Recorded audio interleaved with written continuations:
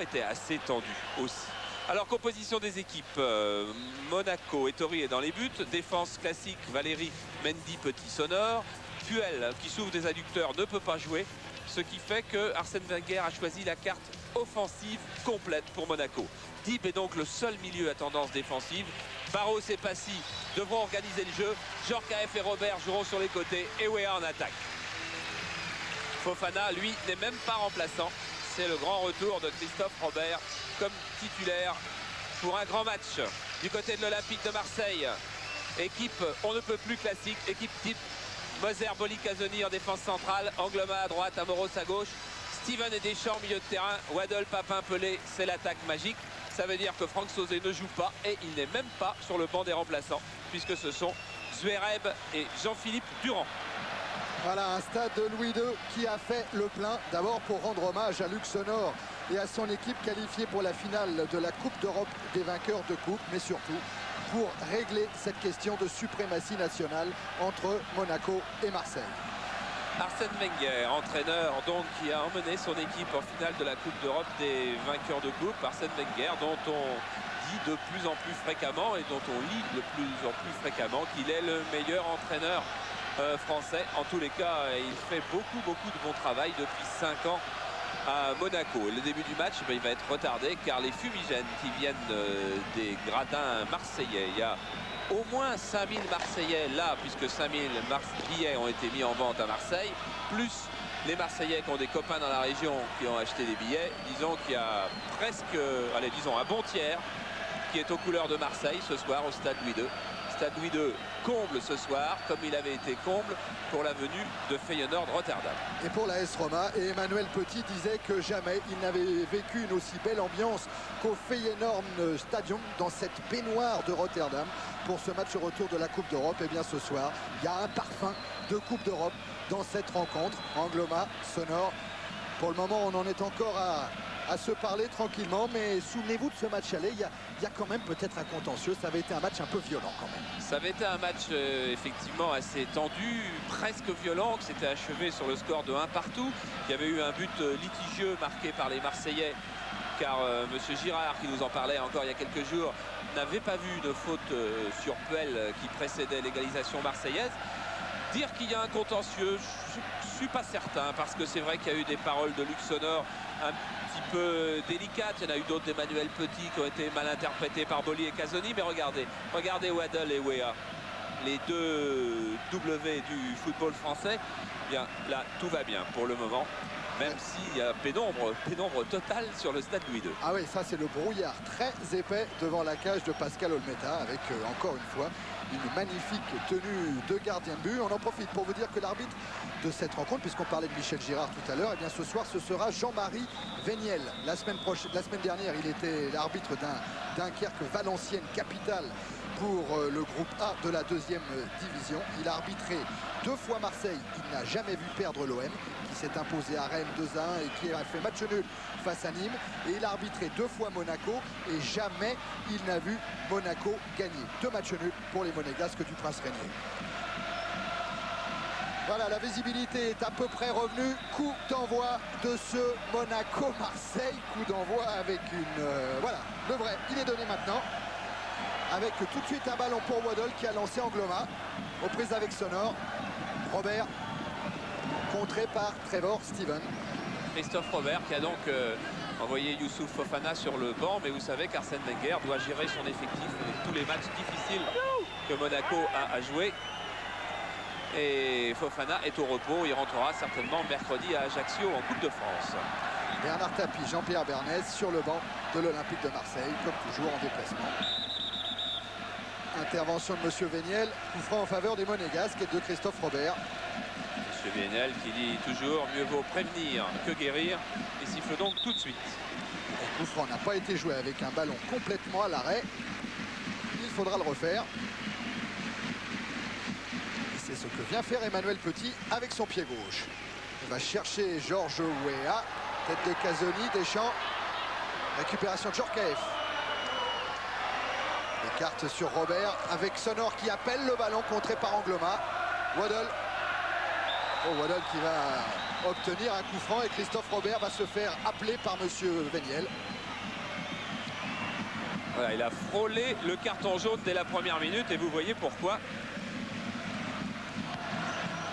Il aurait même pu écoper d'un carton jaune que nous n'aurions pas été choqués. Voilà, je ne sais pas si d'en haut de la tribune de presse, on distingue bien les 22 joueurs, mais disons que vu du bas, c'est un peu comme le brouillard, ça se passe plutôt bien, disons à 80%. C'est Didier qui est en bas, près du banc des entraîneurs, au moment où Trevor Steven lance Jean-Pierre Papin au-dessus de la cage des Tories. Du côté de l'Olympique de Marseille, on va jouer très vite tous les bons coups. Là, on voit pas très bien. La balle est bien donnée. Jean-Pierre Papin est passé dans le dos d'Emmanuel Petit et il n'assure pas sa reprise. Il faut dire que Jean-Pierre Papin est blessé et c'est très visible sur ses jambes. Il a reçu un coup sur le coup de pied, c'était contre Valenciennes, et il a également reçu un coup au mollet et il a toujours l'hématome, c'était contre Montpellier et il a du mal à plier la jambe. La pressing de Waddle qui a contraint Emmanuel Petit à mettre sur Ettori. Ça repart avec Mendy. Valéry. Mendy. Passy. Barros. Face à Trevor Steven. C'est le Britannique qui est sanctionné. Et Sonner joue rapidement. Encore une fois, le ballon roulait. Ouais, monsieur Véniel doit absolument imposer sa présence aux joueurs en ce début de rencontre pour bien montrer qui va être le patron. Dib. Encore un pressing payant et c'est Casoni qui peut relancer sur Amélie Pelé. Petit en retrait. Ça repart avec Sonor. Passy. Petit. Robert. Faute de Steven. Les Monégasques ont un gros problème physique, bien évidemment, à régler parce qu'ils ont joué une demi-finale de Coupe d'Europe il y a 3 jours. Alors quand on a des problèmes physiques de ce genre-là, il y a 2 gros écueils. Le premier quart d'heure, car on n'est encore pas en jambes, et le dernier, car là, on est très fatigué. On n'est plus en jambes. Ouais. Et c'est pour ça que les Monégasques jouent doucement ce premier quart d'heure. Car c'est, lorsqu'on a les jambes très lourdes, sans doute le plus difficile de la rencontre. Des Monégasques qui restent quand même sur une sacrée série. Depuis la 23e journée, il y a eu 12 matchs. Ils ont fait 2 nuls et 10 victoires. 2 points perdus sur 24 possibles. C'est superbe. Amoros en retrait. Casoni à la lutte avec Wea. Ce sera un corner pour la l'AS Monaco.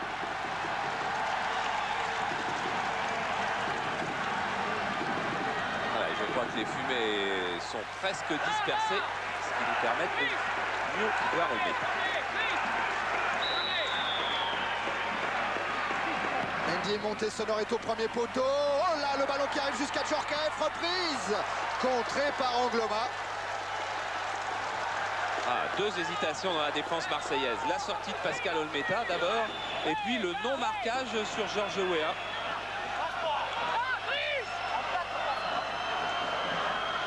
Attention.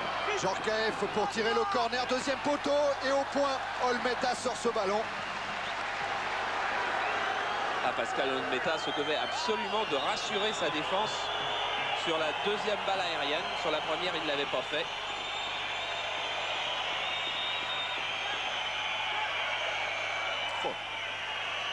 Roger Mendy était au contact avec Pascal Olmeta.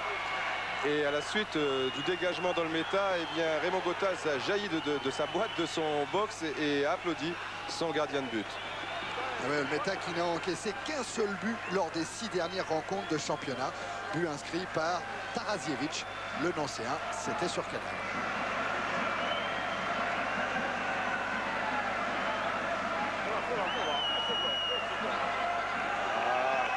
Bien sûr, tout au long de la soirée, nous allons vous faire vivre les autres rencontres.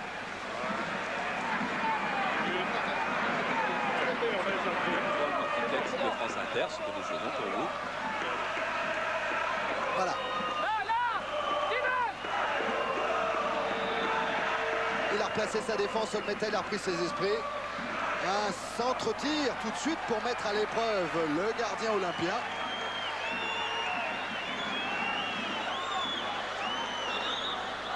Regardez, c'est Valéry de l'extérieur du pied.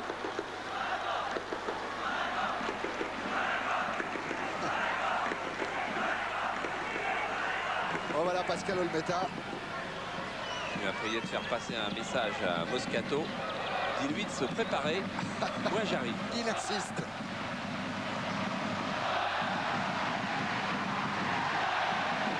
Grand dégagement avec le petit Rui Barros, mais il y a également Roger Mendy. Dib pour Robert. Robert qui cherche immédiatement Weah et tombe sur la tête de Carlos Moser. Encore Moser avec Papin. Deschamps. Moser contré par Dib. Boli. Amoros avec un pressing de Djorkaeff. Casoni. Moser. Loin vers Angloma. Contrôle orienté d'Angloma. Accroché par Robert. Et le premier but de la soirée vient d'être marqué et il est capital pour la fin du classement. But de Cannes par Oman Miik. Cannes qui mène 1-0 devant le Football Club de Nantes.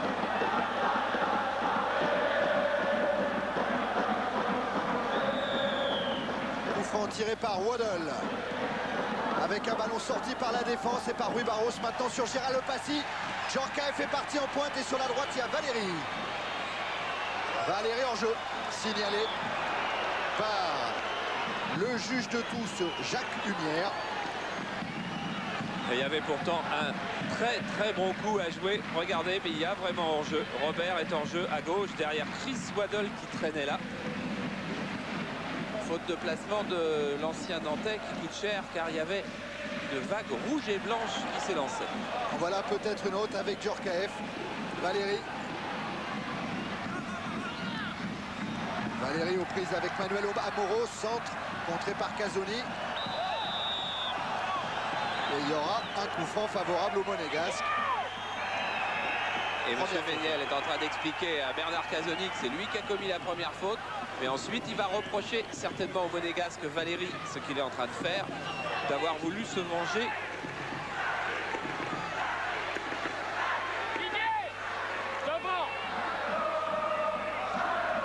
C'est Deschamps.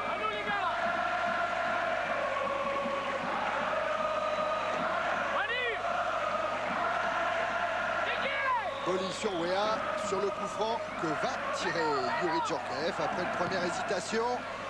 Sorti par Trevor Steven de la tête. Valéry sur Sonor.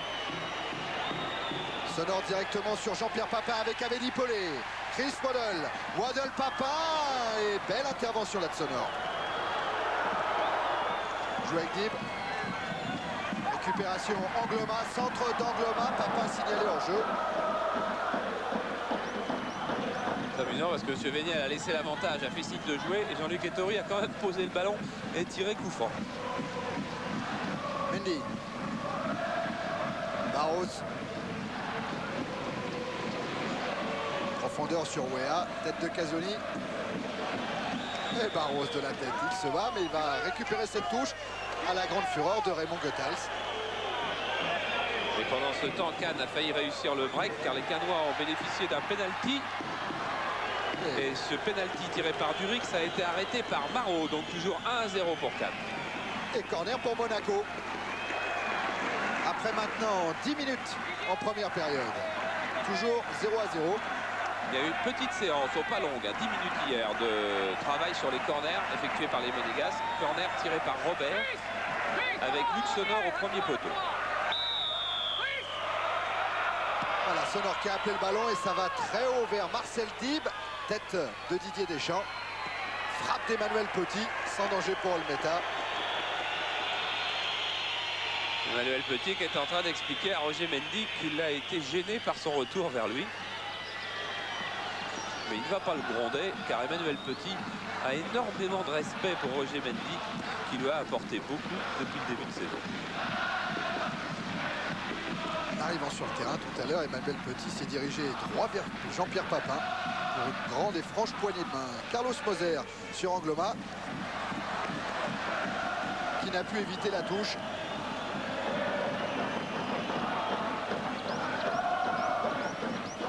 Pour le moment, aucune des deux formations ne prend beaucoup de risques. L'OM, parce qu'un nul serait une très belle affaire pour les Marseillais. Et Monaco, sans doute parce qu'ils n'ont pas les jambes pour un combat d'1 heure et demie. Jean-Pierre Papin a tardé à remonter avec la défense monégasque. Il est sanctionné, ça repart avec Valéry. Georges Weah, contré par Angloma. Tête de Moser. Barros. Et une main du Portugais.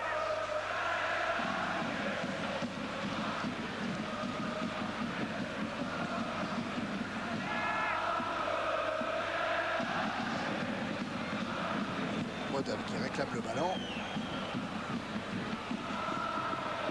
Et le coup franc est joué par Moser. Vers Waddle, à la lutte avec Sonor. Waddle qui a prolongé sur Angloma. Frappe d'Angloma, contré par Gérald Passy. Eh bien, Gérald Passy, dont on dit souvent qu'il est plus artiste que travailleur. Regardez comme il va aller se lancer et prendre tous les risques pour contrer Angloma. Moser, Casoni, Boli sont montés sur le corner de Chris Waddle avec un Jean-Luc Ettori qui se saisit en 2 temps du ballon. Étonnante faute de match, Jean-Luc Ettori. Et regardez, un Marseillais va passer devant lui juste au moment où il se lance.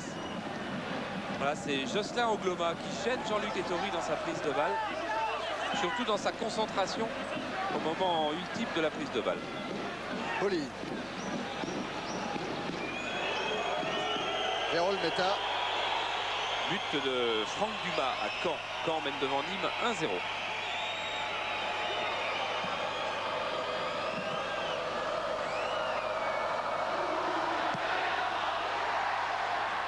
Meta qui cherche Waddle. Encore une déviation de la tête de Waddle, bousculée par Emmanuel Petit.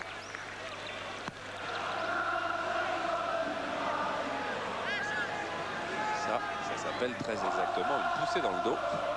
Chris Waddle qui ne sera plus Marseillais la saison prochaine. C'est confirmé. Jean-Pierre Papin non plus. Et ce seront peut-être les seuls départs de l'Olympique de Marseille. Un mur à 3 que vient de former Jean-Luc Ettori. 4 maintenant avec l'arrivée de Weah.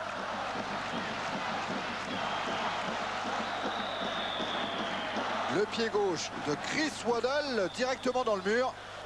Mais Gérald Passy monté trop rapidement et sanctionné. Oui, tout à fait logiquement parce que, bien évidemment, Chris Waddle n'avait plus le mur à distance réglementaire. Et si les arbitres faisaient souvent respecter, toujours respecter cette distance, les attaquants en seraient avantagés. Deuxième tentative de Waddle. Ettori sur sa ligne de but. Waddle à 25 mètres face au gardien monégasque. Frappe enveloppée qui passe à gauche d'Ettori. Coquin Jean-Luc Ettori, regardez-le. Je crois qu'on va bien le voir sur ce plan-là parce qu'elle n'est pas si loin que ça. Mais lui le sait depuis le début, il ne regarde même pas le ballon. Ah, un mur, hein. Ça se désagrège, on le voit bien avec la loupe Canal.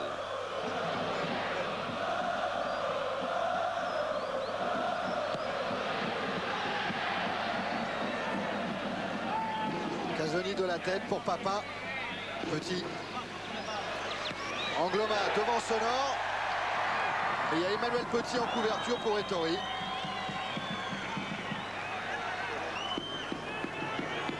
Le revoilà Petit. Toujours son pied gauche, déviation. Il arrive jusqu'à Marcel Dib. Mendy. Et à nouveau Ettori.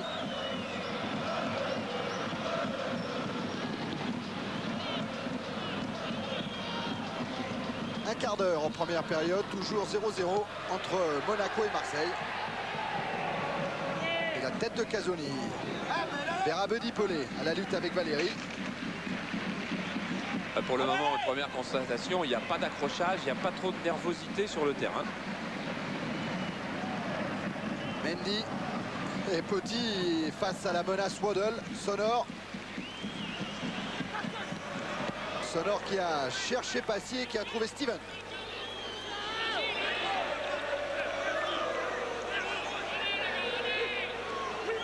Robert.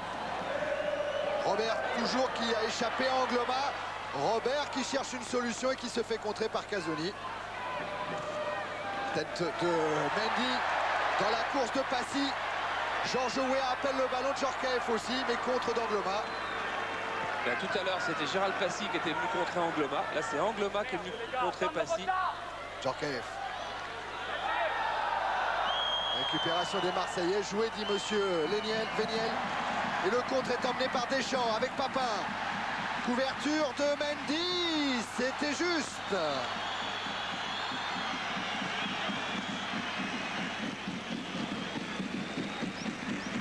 C'était juste et c'était juste ce qu'il fallait. Steven avec Waddle. Encore Steven. Bon tacle encore défensif là de Passy. Oui, beaucoup de gestes réguliers surtout.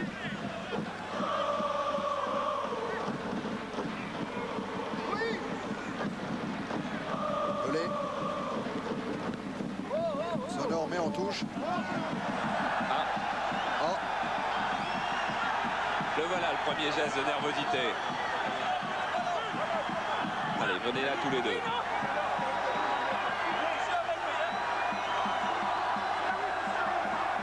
Le duel chaud, ouais. Ça va peut-être être celui-là. Regardez Waddle face à Sonor qui réclame par provocation le ballon. Angloma met sur la tête de Petit. Encore Angloma. Passy met une nouvelle fois en touche. Les couples se forment. Hein. Oui. Et là, entre Sonor et Waddle. En retrait pour Steven. Encore Waddle. Chandelle de Luc Sonor. Et c'est Waddle qui est sanctionné. En deuxième division, la lutte pour les barrages. Tours Balaval 1-0. Mendy. Passy. Échappe à Steven. Il se fait contrer par Angloma. Il garde le ballon directement sur Abedi Pelé. Pelé pour oh papa, il a cru peut-être un instant être hors jeu. Valéry. Mendy. Et Torre. Les deux équipes se connaissent vraiment très bien. Et là, tactiquement, elles sont en train de se neutraliser avec relativement beaucoup de facilité. Djorkaeff face à Amoros. C'est le capitaine de l'équipe de France qui a le dernier mot directement sur Mendy. Et ça revient sur Youri Djorkaeff qui va centrer vers Georges Weah, un centre contré.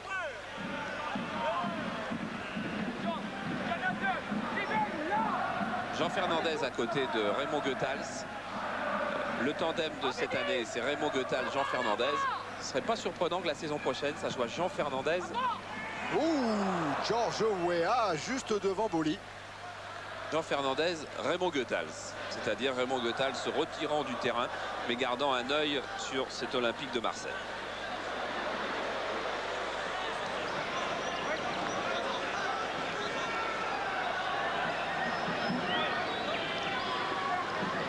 Olmeta qui fait remonter sa défense.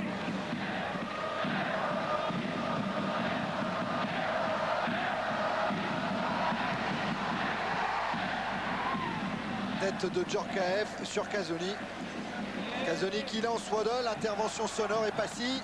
Sonor encore. Robert. Passy. Tête de Casoni.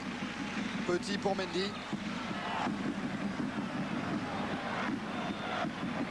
Encore Petit.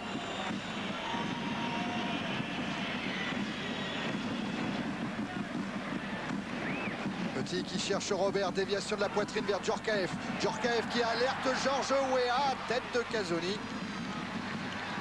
Il y a un joueur qui cherche en ce moment à se faire complètement oublier, c'est Jean-Pierre Papin qui se sort du marquage de Mendy, qui se sort du marquage d'Emmanuel Petit et qui va folâtrer sur la droite, sur la gauche, comme s'il n'était pas avant-centre. Il faut bien se souvenir qu'il n'est jamais aussi dangereux que quand on ne le voit plus.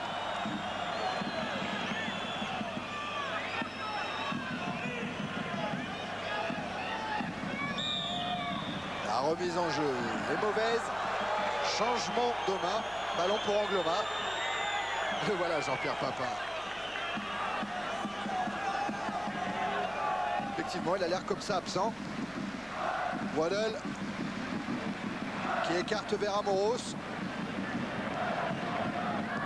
Centre d'Amoros pour Pelé. Sortie des Tories. Ouais, pour Jean-Pierre Papin, je me demande s'il n'est pas aussi vraiment diminué. Tout à l'heure, il grimaçait quand il était en train de se mettre en tenue dans le vestiaire de l'OM.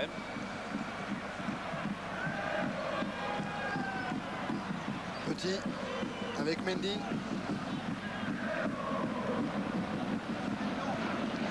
Moins Mendy, alerte Georges Weah. Georges Weah qui a derrière lui Robert qui préfère tirer directement sur Olmeta. Il avait profité d'une grosse inattention du tandem Angloma-Boli. Là, je pense qu'il a voulu centrer sur Jean-Pierre et il a trouvé les mains de Pascal Olmeta. Steven. Amoros. Pelé. Amoros. Casoni. Casoni intercepté par Dib. Barros. Djorkaeff. Barros. Et Barros qui emmène trop loin son ballon. Du côté des Monégasques aussi, il y a des joueurs diminués. Si je vous donne le bulletin de santé, vous allez frissonner. Rui Barros, inflammation de la corne du ménisque interne du genou gauche. Et il a fallu lui faire une infiltration d'analgésique à Rotterdam. Et là, on hésitait encore quelques minutes avant le match pour savoir s'il fallait lui en refaire une avant cette rencontre contre Marseille. Dib, énorme hématome à l'intérieur du genou gauche. Weah, touché à l'insertion du ligament du genou gauche. Mendy, béquille à la hanche depuis Nantes. Il a fallu lui faire une infiltration avant le match de Feyenoord aussi. Passy, élongation de l'obturateur interne. C'est un muscle qui est au niveau du pubis. Et Niako et Puel, vous savez qu'ils ne jouent pas. Et Robert, lui, s'est échappé. Il est maintenant face à Boli. Il est contré par Basile Boli. Ouais, on parlait des blessés et Henri Biancheri racontait qu'à Feyenoord, Puel allait presser Medgod dans les dernières minutes de la rencontre alors qu'il souffrait énormément des adducteurs. Sonor a joué avec Passy. Centre de Passy.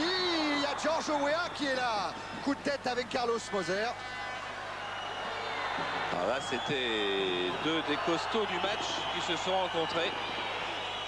Carlos Moser a dû avoir mal car Georges Weah, c'est le joueur le plus lourd, 81 kg 900 de l'AS Monaco.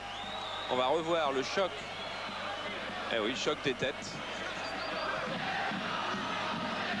Olmeta qui est en train de parler à Moser. Ah, Moser qui s'en est, Ouais, je disais, ouais, à 80 kg 900, car Arsène Wenger fait peser tous ses joueurs après chaque journée de repos pour voir s'il n'y a pas eu de faute faite pendant de petits écarts. Ouais. Victor Svinka, lui, à Toulouse, fait peser ses joueurs tous les jours. Et le plus léger dans cette équipe de Monaco, pesé hier, c'est Rui Barros, 61 kg, 20 de moins. Voilà, alors sur le plan de la nervosité côté banc de touche, c'est plutôt Monaco qui a la palme, car Arsène Wenger et Jeannot Petit se lèvent très souvent, enfin de manière relativement posée, mais tout de même. Et là, pour la deuxième fois de la soirée, enfin depuis le début de la rencontre, Raymond Gotals a jailli. Mais là, il était très énervé. Tout à l'heure, je vous l'avais dit, il avait applaudi Almeta. Et là, il était très énervé, l'air de dire, bon, il y en a assez maintenant avec toutes ces fautes monégasques. Alors que... Voilà, vous l'avez peut-être entendu Arsène Wenger qui dit à Georges, Georges ne discute pas et revient vers le rond central. Et Raymond Gotals sur la droite, voilà, qui va parler à Abedi Pelé. Mais là, ça sera un petit peu trop loin pour savoir ce qui se passe réellement, Charles et Thierry.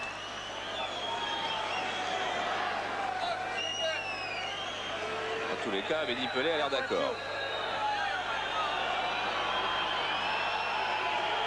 Moser bien voilà. touché et pas content.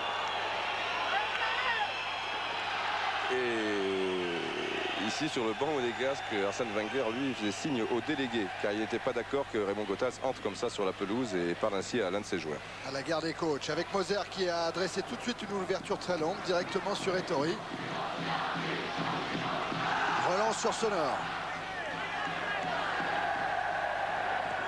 Sonor, c'était vers Robert, intervention Angloma, et puis Dib maintenant, encore Angloma de la tête, Sonor, contré par Steven, Barros, Sonor, oui, il était temps que M. Véniel intervienne.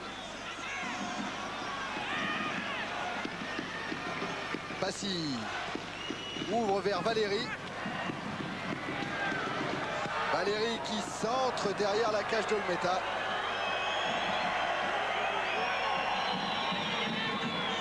C'est vrai que pour le moment, Monaco s'assure une certaine maîtrise du jeu, mais sans prendre des risques offensifs particuliers, même si la disposition sur le terrain est offensive, car en l'absence de Puel, seul Marcel Dib rôde devant sa défense. Et Marseille a une certaine difficulté à garder le ballon. Il semble guetter la faute.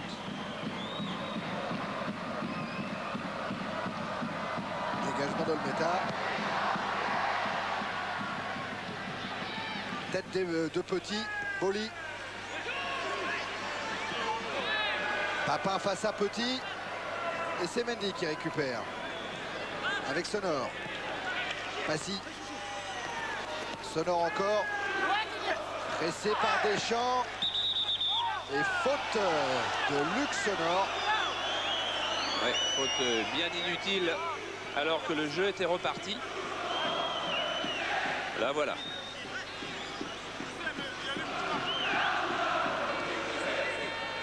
Et c'est Waddle qui va relancer pour l'OM. Il va chercher Amoros dans le dos de Djorkaeff. Deschamps. Deschamps directement sur Valéry qui glisse à Ettori. Relance avec Yuri. Djorkaeff. Passy. Djorkaeff encore. Ah oui, Wea revenait se placer. Deuxième but à Tours devant Laval. Tours qui avait fait des misères à Guingamp la semaine dernière et qui là en fait à Laval. 2-0 pour Tours. Voilà, du côté du staff médical de l'OM, on signale que Moser a été ouvert juste derrière, un petit peu sur le cuir chevelu, mais il n'y a pas de problème majeur. Tant mieux. Boli pour Olmeta.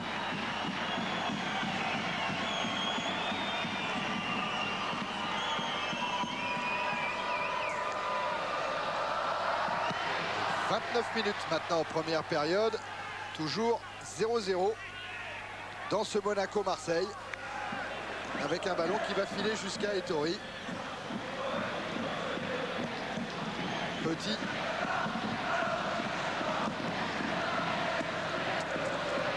Dib. Dib vers Georges Weah. Intervention Angloma. Waddle. Steven. Poursuivi par Weah. La route d'Olmeta est coupée. Steven doit s'en sortir avec Angloma. Et c'est Weah qui récupère le ballon. Weah qui va servir Barros.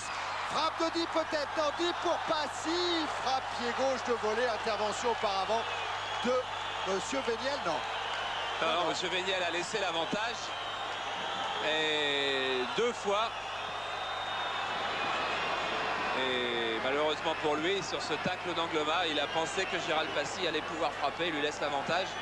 Et il prive les Monégasques d'un bon coup franc, bien sûr. Mais ça, il fallait qu'il choisisse vite.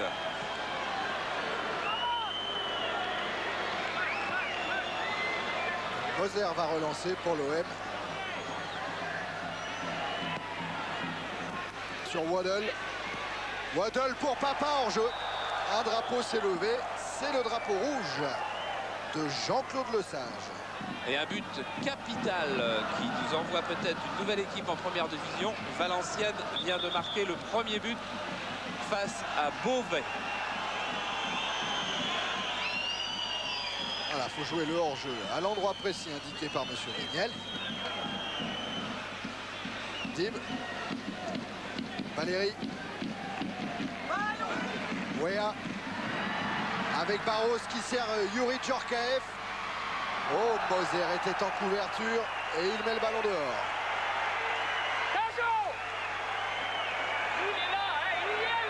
Oui. La balle reste, au lieu d'être au pied pour un coup franc, la balle reste à la main, mais à la même équipe au Monégasque. Dégagement de Pelé sur Dib. Dib accroché par Jean-Pierre Papin. Le match ne démarre pas et le jeu est en train de s'éparpiller, je dirais. Il y a de plus en plus de fautes, de petits accrochages.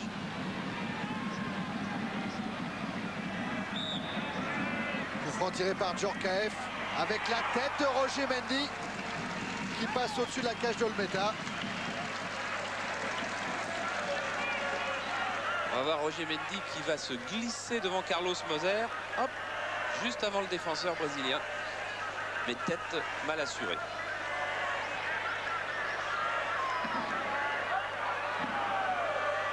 But de Toulon face à Metz, 1-0 par Pineda. Dégagement d'Ettori. Oh, Dolmeta. Dolmeta, oui, mieux.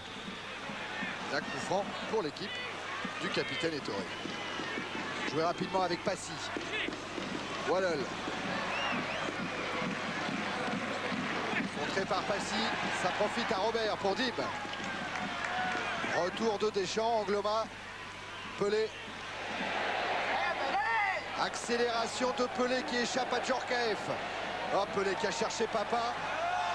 Dib sort en force et va même obtenir un coup franc. Pour une obstruction d'Abedi Pelé. Mais les créateurs ont du mal ce soir. Il n'y en a pas un qui peut enchaîner 2 dribbles. Il n'y en a pas un qui trouve une ouverture lumineuse, comme on dit. Je crois que les joueurs restent certains fatigués, d'autres crispés. Mendy a joué le coup franc vers Robert, tête d'Angloma.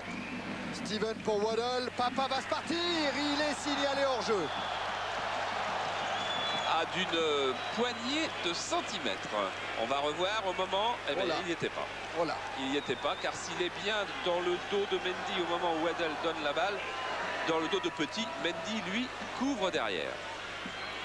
Petit, dangereux avec le pressing de Waddle. Mendy maintenant. Dib. Sonore.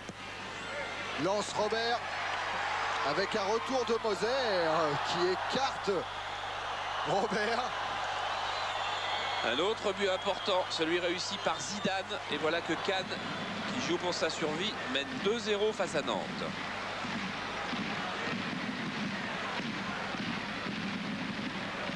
« 11 minutes encore dans cette première période, toujours 0-0.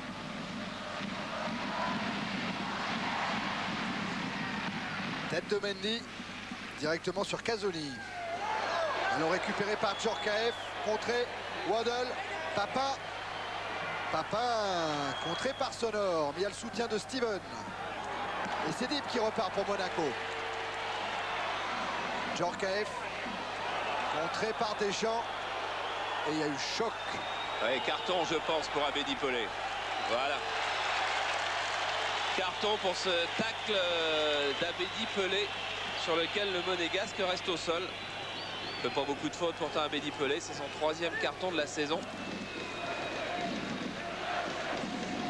Mais il n'y aura pas suspension, car le premier, c'était Montpellier lors de la 17e journée et Metz lors de la 21e. Voilà, pour en revenir à Abedi Pelé qui était concerné de très près dans cette action. Après renseignement, ce que lui demandait Raymond Gottal tout à l'heure, c'était de revenir sur le côté gauche. C'est vrai que dans la première demi-heure, il était souvent sur la droite. Et il gênait peut-être quelque peu Chris Waddle. Et depuis 10 minutes, là, il est bien sur son côté gauche, face donc à Patrick Valéry. Djorkaeff s'est relevé. Michel Franco peut regagner sa place, alors que c'est James Debat qui est parti s'échauffer. Ballon pour Ouéa. Intervention Casoni qui doit sauver le corner et qui y parvient. Devant Steven, la putain de merde. Devant Steven, devant. Ne reculez pas les gars. À la se faire entendre le bâtard. Sur la touche jouée par Valéry. À toi. Avec Passy qui frappe. Et bon arrêt d'Olmeta. Ouais, avec là une bonne inspiration de Gérald Passy, car il a fait semblant de regarder au centre et il déclenche une frappe très vite dans l'angle enfermé de Pascal Olmeta.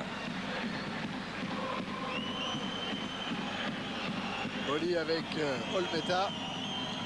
Mais un match qui manque de rythme, et le manque de rythme favorise l'équipe qui est en tête. Et l'équipe qui est en tête, c'est Marseille avec ses 52 points devant Monaco 51. Et c'est vrai que les Monégasques doivent avoir bien du mal à hausser le rythme.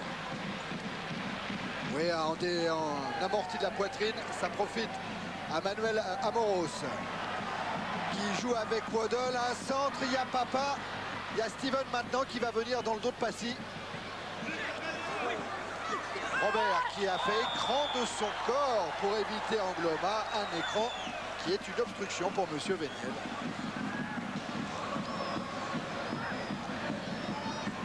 On connaît les résultats de la montée en première division dans l'autre groupe de D2. Confirmation, Bordeaux mène à Perpignan 1-0 et Strasbourg mène devant Épinal 1-0.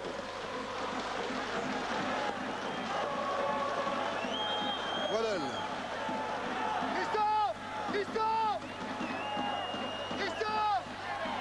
Plus à gauche, Christophe, voilà.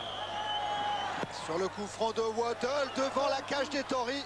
Un ballon récupéré par le dos de Monsieur Véniel. Tête de Dib. Oh, quelle bagarre. Monsieur Véniel laisse Angloma servir Chris Waddle.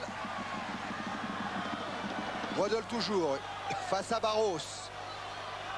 Bien joué, Rui Barros. Il a pris le ballon à Waddle avec l'aide de Dib maintenant. Dib loin devant sur Deschamps. Et Dib qui a bien du mérite à jouer, car je peux vous assurer que l'hématome qu'il a sur l'intérieur du genou gauche est quelque chose d'assez invraisemblable sur une semelle de Fraser à Feyenoord. Et je vous signale, ou je vous rappelle si vous le savez, d'abord qu'à la mi-temps, donc dans maintenant 7 minutes, hein, à peu près 7 minutes, vous verrez les buts du match Feyenoord AS Monaco si vous ne les avez pas vus, et que demain dans l'équipe du dimanche, vous aurez un résumé d'une demi-heure de ce demi-finale de Coupe d'Europe Feyenoord-Monaco. Alors que Jean-Philippe Durand s'échauffe derrière la cage d'Olmeta depuis une trentaine de secondes, et selon toute vraisemblance, il devrait remplacer Trevor Steven. Steven qui vient de servir Waddle. Waddle qui rend le ballon à Steven, centre dans la course, il y a Papin, mais ballon trop profond. Ouais, si Steven sort, ça veut dire que Steven n'était pas bien remis de sa fracture de fatigue, car c'est sa rentrée aujourd'hui. On avait cru que c'était un coup sur le coup de pied, c'était plus grave. Deschamps a récupéré, tête de Barros, il y a une montée en puissance là de Marseille dans le camp monégasque. Si ce match ne s'emballe pas, c'est aussi parce qu'Arsène Wenger a demandé à ses joueurs de bien gérer leurs efforts. Il sait qu'ils ne peuvent pas refaire une heure et demie guerrière comme ils ont fait à Rotterdam. Donc il faut gérer les efforts pour donner tout ce qu'il faudra donner, prendre tous les risques en fin de match. Passy pour la tête de Ouéa. C'était en principe pour Barros. Moser. Les 5 dernières minutes de la première période. Toujours pas de but ici au stade Louis II, entre pourtant les deux meilleures attaques du championnat. 61 buts inscrits par Marseille, 54 par Monaco.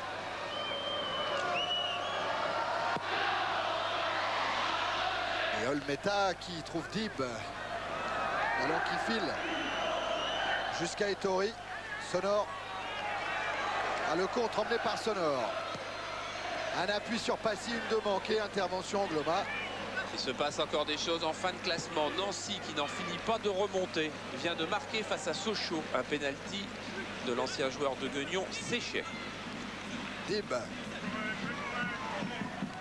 Dib toujours, contré par Angloma, mais c'est Passy qui a le ballon maintenant. Encore Marcel Dib pour Robert, tête de Moser. Passy centre au deuxième poteau, tout là-bas il y a Barros. Barros qui va remettre, le ballon est sorti. Ouais, Arsène Wenger qui se prend la tête à deux mains, mais c'est là aussi dans le dernier geste, donc dans le plus difficile, que l'on voit la fatigue, que l'on voit le manque de réflexe, qu'on voit le petit centième de seconde qu'il faudrait avoir. Il est là, et la faute, elle est souvent au rendez-vous dans ces cas-là. Les 2 dernières fois que Marseille est venu au stade Louis II, Marseille l'a emporté 3-1. Pour le moment, toujours 0-0. Avec une faute de Mendy sanctionnée par M. Véniel. Vous voyez comme on n'accélère pas beaucoup du côté de Marseille pour tirer le coup franc. On attend que Chris Waddle revienne près de ce ballon et on monte tranquillement.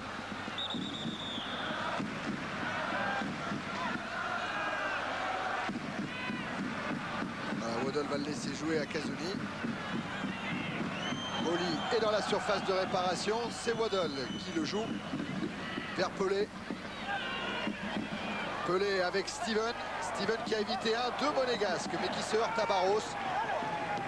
Djorkaeff, Barros. Intervention Casoni. Et Mendy en retrait sur Ettori. Relance, côté opposé, vers Sonor. Petit. Tête de Boli. Petit. Sonor. Mendy et Ettori. Non, c'est pas l'heure pour l'AS Monaco de prendre des risques. On va encore le voir peut-être sur cette action. Avec Petit. Devant lui, Diapapa.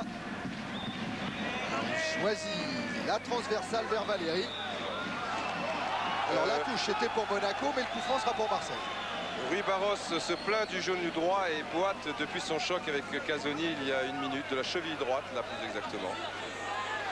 Et Strasbourg mène 2-0 devant Épinal. Waddle.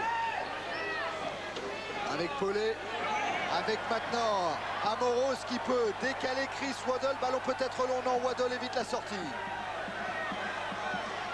Waddle.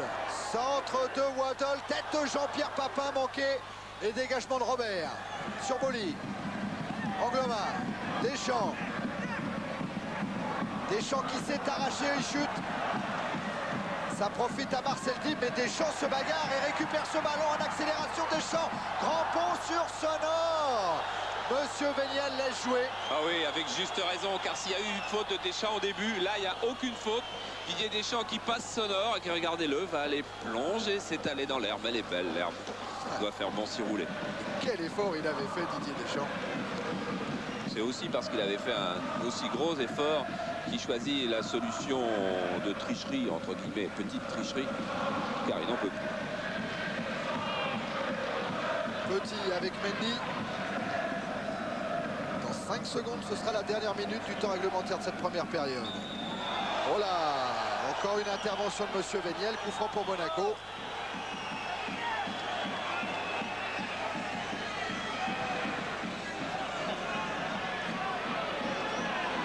Casoni sur Djorkaeff. Petit. Petit qui ouvre et c'est bien joué sur Robert. Avec Moser qui est venu et qui pousse ce ballon vers Olmeta. Ah, quel admirable défenseur que ce Carlos Moser. On va le voir surgir là sur la droite de l'écran. Forcément, regardez, tacle impeccable. Et pas seulement un tacle, c'est un tacle qui permet de récupérer le ballon car il le donne à Olmeta. Vrai geste défensif. Pelé vers Steven. Intervention sonore avec Robert. Robert contré par Steven. Angloma le ballon. Boli. Pelé. Pelé pique pour Chris Waddle face à Emmanuel Petit. Centre de Waddle pour Basile Boli. Tête et but! But de Basile Boli sur une merveille de centre de Chris Waddle, alors que le temps réglementaire est dépassé depuis 15 secondes dans cette première période. Et il a filé aussitôt vers le club des Marseillais car c'est devant eux qu'il a choisi de marquer ce but. Après avoir laissé Waddle centrer, les Monégasques vont s'en mordre longtemps les doigts car Basile Boli a surgi dans le dos de Mendy. Et il lobe Jean-Luc Ettori qui avait bien vu que ses défenseurs centraux allaient avoir un problème sur ce centre de Waddle. Waddle qui s'est bien décalé, qui est revenu à l'intérieur, qui centre du gauche. Loin, loin, loin, très loin. Et c'est Basile Boli, le seul défenseur, je dirais même le seul milieu de terrain qui venait s'intercaler dans l'attaque de Marseille qui vient marquer. Et voilà, le championnat vient peut-être de se jouer ici ce soir à la 45e minute du match Monaco-Marseille. À un moment psychologiquement capital, car les joueurs de Monégasque vont rentrer au vestiaire avec non seulement la fatigue du match de Feyenoord, la fatigue de ces 3 premiers quarts d'heure, mais le coup sur la tête qu'est le but de Basile Boli, son 5e de la saison et son 3e de la tête. Il avait marqué 2 contre Caen. Il va retrouver d'ailleurs mercredi en Coupe de France. Les Marseillais seront à Caen et ce sera un match quart de finale de Coupe de France qui sera en direct sur Canal à 19h30. 19h30. Et Monaco qui va essayer de relancer avec Djorkaeff. Djorkaeff pour Barros, intervention, Waddle. Et Pelé s'est engagé dans le dos des Monégasques. Pelé qui va éviter Tori. C'est un penalty sifflé par Monsieur Véniel. En 2 minutes, Monaco vient de s'écrouler. Regardez, Abedi Pelé, il va essayer de dribbler Jean-Luc Ettori, mais Jean-Luc Ettori est en plein dans l'axe de sa course. Il y avait encore faute de placement là. Jean-Luc Ettori qui sort un peu vite et qui vient faire faute sur Abedi Pelé. Penalty que les Monégasques ne discutent pratiquement pas. Jean-Pierre Papin a manqué son dernier penalty. Attention, je crois qu'il n'y va pas d'ailleurs. C'est le 11e penalty en tout cas accordé à l'Olympique de Marseille cette saison. 8 ont été transformés par Papin. Il en a manqué un face à Nadon lors de la première journée. Il avait trouvé la barre. Il en a manqué un face à Barabé contre Montpellier. Là, il est face à Ettori et il marque. 2-0 pour l'Olympique de Marseille. Boli, Papin, 2 des joueurs les plus symboliques de l'Olympique de Marseille. Ce sont eux qui viennent de crucifier l'AS Monaco en moins d'1 minute et demie. Jean-Luc Ettori va choisir de partir sur sa droite. Jean-Pierre Papin, lui, sait qu'Ettori est déjà parti et il assure sa frappe en plein milieu quasiment. Ettori de sa jambe libre essaie encore de toucher le ballon, mais il est trop tard. Et mi-temps 2-0. 2-0 pour l'Olympique de Marseille qui, avec 54 points pour le moment, compte 3 points d'avance sur l'AS Monaco, alors qu'il reste 2 journées et demie et qu'on revoit ce but de Basile Boli. Regardez-le avec notre caméra spéciale, cette tête lobée de Basile Boli. Jean-Luc Ettori à genoux. Eh bien, une poignée de secondes plus tard, peut-être 70 secondes plus tard, Jean-Luc Ettori était encore à genoux. Alors avant de nous retrouver pour la deuxième mi-temps, alors que Jean-Luc rentre la tête basse dans les vestiaires, on va voir des images de Monaco plus flamboyantes, plus heureuses, puisque nous allons suivre les 4 buts qui ont été marqués en demi-finale de Coupe d'Europe mercredi sur le terrain de Rotterdam. 2 buts de Monaco, 2 buts de Feyenoord de Rotterdam. Et on revient tout de suite vivre la deuxième mi-temps et et savoir si Monaco aura un sursaut de désespoir. 2 avec l'entrée en jeu pour cette seconde période de James Deba. C'est son 10e match en première division. Il remplace Rui Barros alors que Monaco est donc mené 2-0 face à l'Olympique de Marseille. Rui Barros qu'on avait vu finir la première mi-temps en boitant très très bas, ou à la cheville, et puis sa douleur au genou sans doute qui revenait. Et c'est donc un tandem libérien, les 2 attaquants de l'équipe du Libéria. Dans l'équipe du Libéria, James Deba est capitaine et joue avec le numéro 10. Georges Weah joue avant-centre. À eux de prendre maintenant tous les risques pour essayer de marquer 3 buts à Marseille. Ça paraît beaucoup. Avec Roger Mendy, le premier à la relance, vers Sonor. Sonor face à Waddle qui s'en sort. Non, la touche sera en faveur de l'Olympique de Marseille. Une remise en jeu d'Angloma.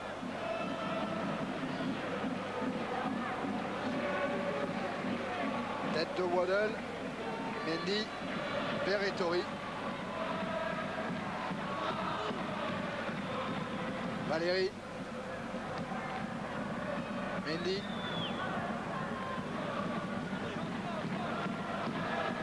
Ettori qui fait remonter tout le monde. Jean Petit, Arsène Wenger. Sur le banc monégasque. Au moment où c'est James Debat qui est sollicité. Tête de Djorkaeff. Valéry poursuivi par Amoros. Ballon trop long et sortie de but pour l'OM. Arsène Wenger en avait très peur de ce match. Hier après-midi, il avait concocté un petit entraînement pour ses troupes car il savait qu'elles avaient surtout besoin de récupération. Et il s'est aperçu pendant tout cet entraînement et pendant les minutes qui l'ont précédé et les minutes qui l'ont suivi que les joueurs avaient toujours la tête à Rotterdam. Il était très difficile pour eux d'empêcher la décompression qui a suivi la qualification pour une finale de Coupe d'Europe. Et en plus, il savait que physiquement, dans l'enfer de Feyenoord que vous retrouverez donc demain soir dans l'équipe du dimanche, eh bien, dans cet enfer, tout le monde avait laissé énormément de force. Debat. Contré par Amoros. Remise en jeu monégasque. Effectuée par Valéry pour Djorkaeff. Contourne Moser qui se heurte une nouvelle fois au libéraux brésilien et ce sera un coup franc sifflé par monsieur Véniel. Qui a bien arbitré dans l'esprit en laissant d'abord l'avantage et puis en revenant à la faute un petit peu comme au rugby. Attention, ça frappe. Avedi. Là-bas. Attention, ça frappe. A prévenu Pascal Olmeta. Djorkaeff a tiré le coup franc. Pelé s'en sort avec Deschamps. Pelé à nouveau. Ah, mésentente, ça profite à Djorkaeff. Dib pour Debat. Et ballon capté par Pascal Olmeta.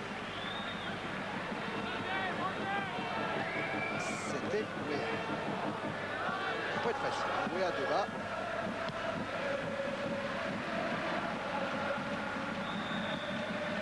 Faute de Sonor sur Waddle. Nouveau coup franc pour l'Olympique de Marseille.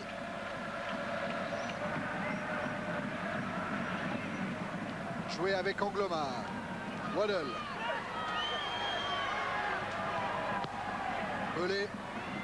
Pelé qui s'enfonce en accélération, qui va entrer dans la surface. Il est contré par Emmanuel Petit. Dib relance directement sur Amoros. Petit est touché. Deschamps joue avec Amoros. Pelé. Deschamps. Waddle. Waddle qui essaye de prendre l'intérieur et qui va servir. Il a servi même Angloma. Retour de Robert. Et ce sera une touche en faveur de Monaco. Ouais, les Monégasques reviennent avec les jambes encore lourdes parce qu'on a vu la vitesse de Pelé, on a vu le dribble de Waddle. Et peu de choses encore du côté de Monaco. Coup franc en faveur de Gérald Passy. On joue avec Emmanuel Petit. Mendy. Valéry. Encore Mendy. Petit. Massa Steven. Contre de Steven en jeu de Papin. Le drapeau jaune s'est levé.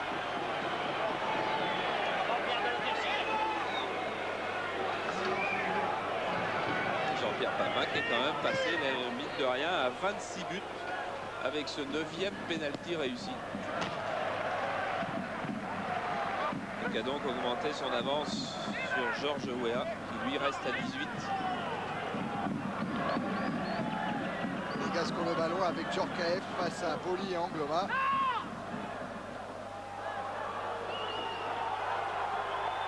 Il faudrait rapidement un but pour l'AS Monaco pour retrouver le moral, car les minutes vont leur paraître longues. Passy centre. Tête de Moser.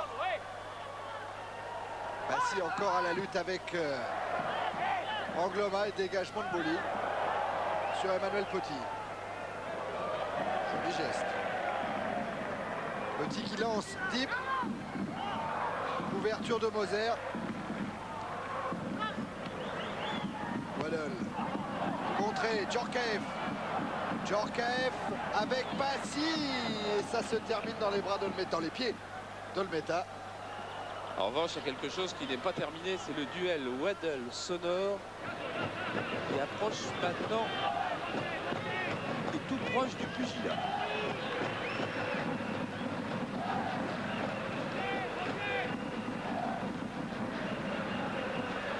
Olmeta avec Kazuni.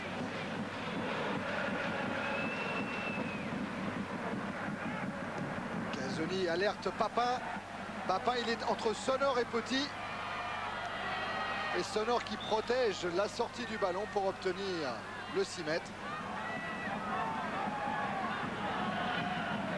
Là, il y a beaucoup de métiers. Toute petite obstruction et Jean-Pierre Papin qui ne trouve pas le passage, bien sûr.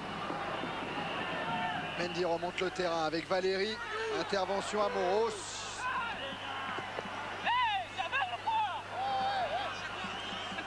Moros qui réclamait la remise en jeu. Dib.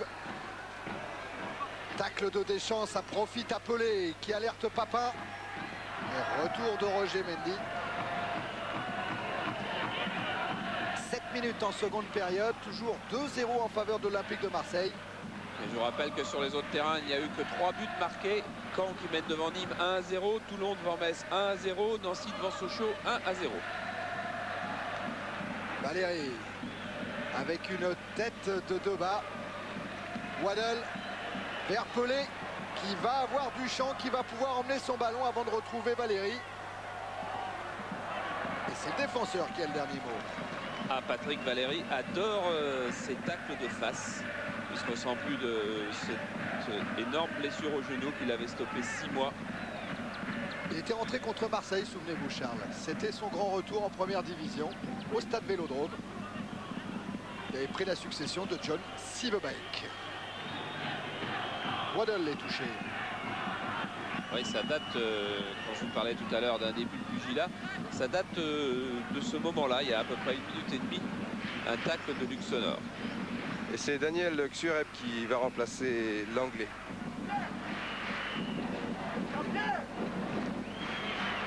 L'anglais Waddle ou l'anglais Steven?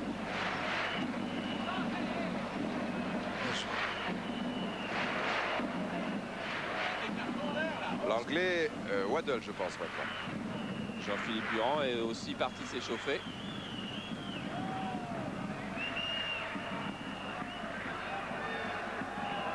Il a même enlevé le bas du survêtement, Jean-Philippe Durand.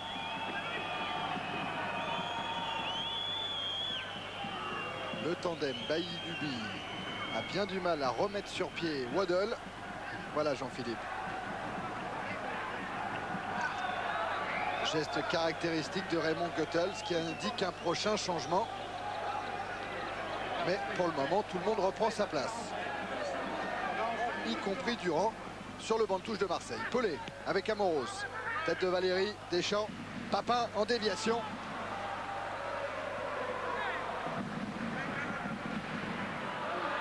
Raymond Goethals qui faisait signe donc à Waddle de rester puisqu'il semblait en mesure de le faire et qui signalait à Stevens de changer. Steven a dit non, ça va, je peux encore continuer. Mais Raymond Goethals est toujours au bord de la touche. Avec Yuri Djorkaeff qui a donné ce ballon à James Toba et Olmeta obligé de se coucher pour éviter le corner. Égalisation de Metz à Toulon par le stopper Albert Cartier. Toulon-Metz 1-1. Il a fallu qu'il aille la chercher loin, Pascal Olmeta. Olmeta qui a encore le ballon, qui laisse monter toute sa défense.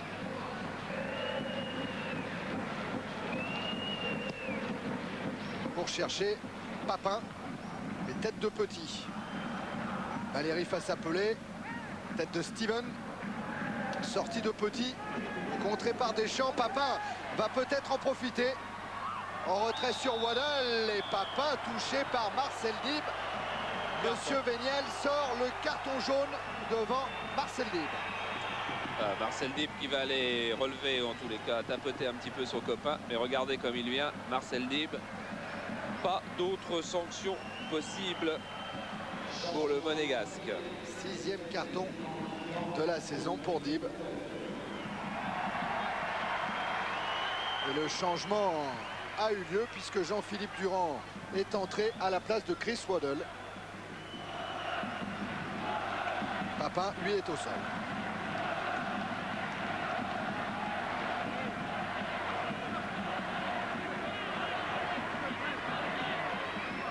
Ça va aller, mais j'ai bien peur que le match soit tué avec ces 2 buts de la dernière minute car Monaco visiblement n'a pas les ressources physiques et n'a pas les ressources morales pour revenir à la hauteur de Marseille. Steven a joué pour tête de Basile Boli. Ballon capté par Ettori. La cause est entendue à Tours. Tours mène devant Laval 3-0. Et Valérie relance pour Monaco. Avec Dib. Contré par Amoros. Casoni, Dib. Pour James Deba. Deba en force, en puissance. Face à Moser, face à Boli. Et il faut la sortie d'Olmeta pour sortir ce ballon. Ah, quand Arsène Wenger dit que c'est un joueur extraordinaire que ce James Deba, regardez comment il échappe à 3 Marseillais. Il faut que Pascal Olmeta, alors qu'il y a des petites fautes sur lui, vienne à sa rencontre pour qu'il n'y ait pas but. Faute d'Amoros sur Dib. Et Olmeta obligé de rappeler Manuel Amoros à son devoir, car il cessait de râler. Coup franc pour la tête de qui? De Casoni qui a sorti ce ballon. Sonore maintenant qui a retenu Abedi Pelé. Les coups de sifflet de M. Véniel, qui est assez étonné d'être là, car M. Véniel n'est pas arbitre international. Vous savez qu'il y a des catégories dans l'arbitrage. Lui, il est fédéral 1, c'est-à-dire juste en dessous. Mais c'est la commission centrale de l'arbitrage qui a voté pour savoir quel serait l'arbitre de ce match au sommet. Eh bien, M. Véniel, bien que n'étant pas arbitre international, a reçu 12 voix. Attention à Wea qui était lancé par Marcel Dib. Ça va. Il a reçu 12 voix sur 16. Ce qui, on ne va pas dire que c'est un camouflet pour les arbitres internationaux qu'on a vu quelques fois à la peine ces dernières semaines. Mais en tous les cas, c'est une belle satisfaction pour M. Véniel de Meaux, qui avait raté le passage comme arbitre international d'un demi-point. 70 points et demi, il en fallait 71. Et Valérie qui a lancé Passy. Passy avec un Olmeta qui est sorti. Passy contré par Boli et maintenant contré par Bernard Casoni. Et pourtant le moment pour Monaco, car il y a un petit relâchement dans l'équipe de Marseille. On a vu Abedi Pelé stopper une course défensive tout à l'heure. Il y a de petites fautes de placement. Entre Passy et Amoros, on est en train de se frictionner un petit peu. Mais la touche sera en faveur des Monégasques, joué avec Dib. Il se heurte à Durand. Et c'est le Monégasque qui est sanctionné. Pour un pied trop élevé. But de Laval à Tours. Tours-Laval 3-1. On aura parlé de Tours et de Laval ce soir. Oui. Ils ont marqué 4 buts tous les deux.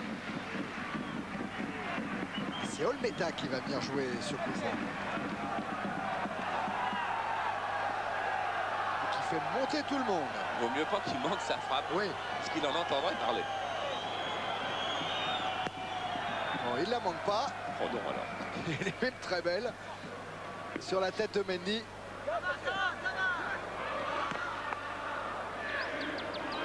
Ballon qui va être favorable aux Marseillais avec Amoros. Durand. Encore Durand pris par Djorkaeff. Deba est parti, mais Wea aussi. Surveillé par Moser. Le voilà Deba. Pour Dib. Encore Deba qui a appelé le ballon devant Didier Deschamps. Deba en débordement et tacle pour un corner de Deschamps. Et très mauvaise nouvelle pour le Stade Rennais, puisque Toulouse vient de marquer à Rennes un but par Bancarel, qu'on avait vu très bon contre le PSG il y a une dizaine de jours. Et Rennes menait sur sa pelouse qui s'en va vers la D2. Et Robert qui a tiré le corner pour Monaco. Avec Abedi Pelé. Pelé stoppé par Dib, il s'est relevé. Abedi Pelé. Monsieur Véniel a bien laissé jouer. C'est Djorkaeff qui est au marquage maintenant. Et cette fois, voilà, Monsieur Véniel estime que Djorkaeff a tenu le maillot de Pelé. Et voilà pourquoi M. Véniel avait raison. On revient au direct. Et Papin qui est dans un de ses exercices favoris. Frappe, pied droit, cette fois largement au-dessus des Tori. Il est vrai que depuis le début de la semaine, il n'a pas beaucoup joué avec Alain Casanova dans ses reprises devant les buts, car il était un petit peu touché. Et le docteur lui avait même interdit de toucher le ballon pendant 2 jours. Passy. Laisse à Djorkaeff. Avec Robert en débordement sur Angloma. Le défenseur a le dernier mot.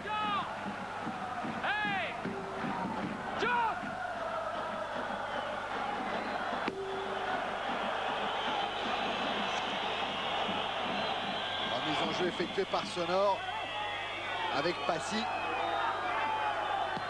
Centre de Passy contré par Steven. Angloma. Loin vers Amélie Paulet. C'est joliment fait de la poitrine. 1-2 Deschamps. Paulet emmène son ballon. Il est poursuivi par Emmanuel Petit. Que dit Monsieur Véniel? Coup franc en faveur de l'OM. Là aussi, on sent la certaine fatigue de l'AS Monaco, car les gestes défensifs pourraient être faits avec un petit peu plus de finesse, un petit peu plus de subtilité, mais non, comme on n'a pas bien ses jambes, comme on n'a pas bien ses appuis, on arrive un petit peu au milieu du geste qu'on voudrait faire, et puis c'est faute.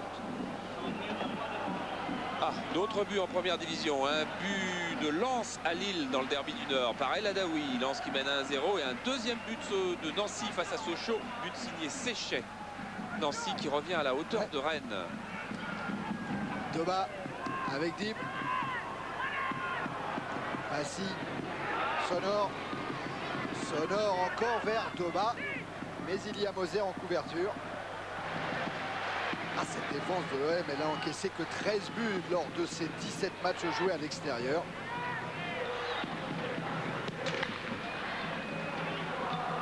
Il va être difficile à être battu à 3 reprises dans les 28 minutes qu'il reste à jouer.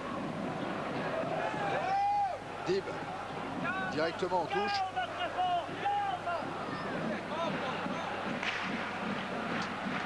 Pour Arsène Wenger, il va falloir remotiver ses troupes pour la finale de Lisbonne. Ça ne sera pas trop difficile.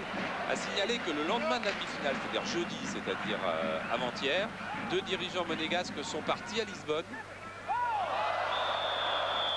pour rencontrer les dirigeants de Brême et de l'UEFA, car c'était tirage au sort et mise en place des mesures de sécurité, des billets et tout ça. Il y a eu tirage au sort et c'est l'équipe de Monaco qui a été désignée comme équipe qui recevra.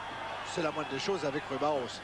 Ce qui veut dire, ce qui a comme seule conséquence, mis à part que Monaco sera dans les vestiaires de Benfica, que si une équipe doit changer de maillot, ça sera l'équipe qui reçoit. C'est comme ça en UEFA. Et donc Monaco ne jouera peut-être pas avec son maillot blanc et rouge là, car Brême joue avec un maillot blanc aussi et un short vert. Doba. Là, avec une sortie de Durand. Et auquel cas, Jean-Louis Compora a déjà prévu que les Monégasques joueraient tout en rouge avec seulement 3 bandes blanches. Le retour énergique de Marcel Dib sur Durand. Sanction de Monsieur Véniel. Et ça ne s'arrange pas pour Lille après cette faute de Dib, puisque Sikora vient de marquer sur penalty le 2e but de Lens. Amoros avec Durand. Valérie est au milieu. Passy peut relancer en direction de Georges Weah. Casoni. Durand.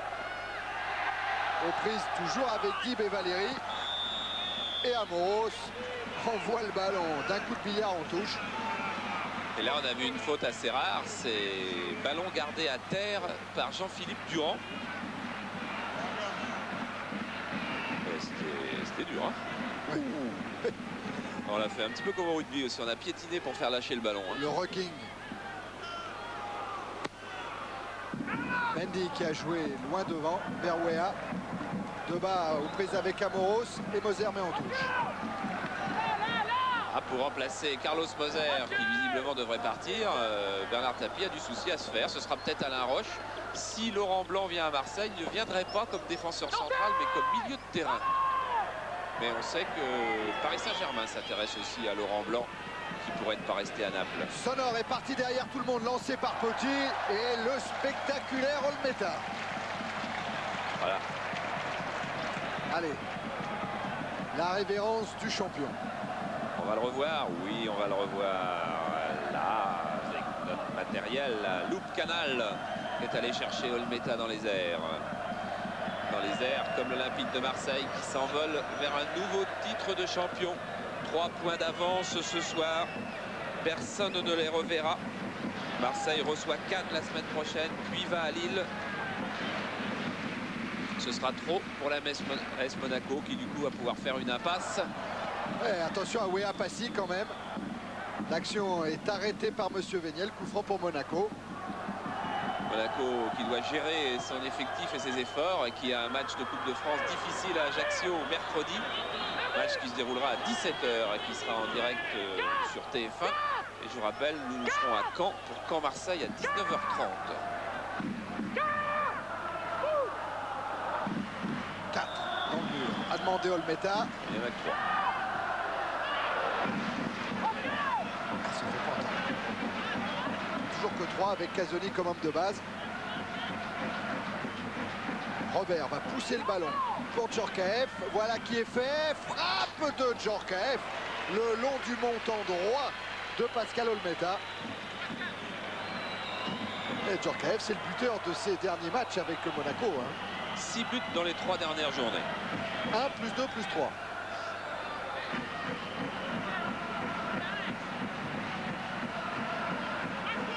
Il y a une chape de plomb qui est tombée sur les supporters monégasques qui étaient pourtant venus ce soir. Et pendant ce temps, à Lille, but de Lille et but de Fabien Leclerc qu'on avait découvert en début de saison. C'est son premier but en D1. Mais Lille est toujours mené 2-1 par Lens. Il reste 23 minutes à jouer ici au stade Louis II. Et l'équipe de Jean-Pierre Papin mène toujours 2-0. 2-0, c'est le score à chaque fois des défaites monégasques ici à Louis II cette saison, face à Toulouse et face au Havre. Mendy, passe à Pelé. Mendy en difficulté et qui va avoir recours au coup franc sifflé par M. Véniel pour se dégager. Avec Sonor. Alerte Passy, tête de Moser. Angloma. Mendy en difficulté avec Petit devant Abedi Pelé. Retour de Sonor. Petit. Vers Wea. Dib. Doba. Ballon intercepté par Casoni. Casoni qui va y aller tout seul. Retour de Petit vers Ettori. Ouais, Casoni pas content parce qu'il avait été accroché par Mendy. Alors qu'il s'était ouvert effectivement le chemin du but. Sonor qui est sans doute un des monégasques qui est le plus en jambes ce soir, un de ceux qui a le mieux récupéré. Faute sur Robert de Didier Deschamps.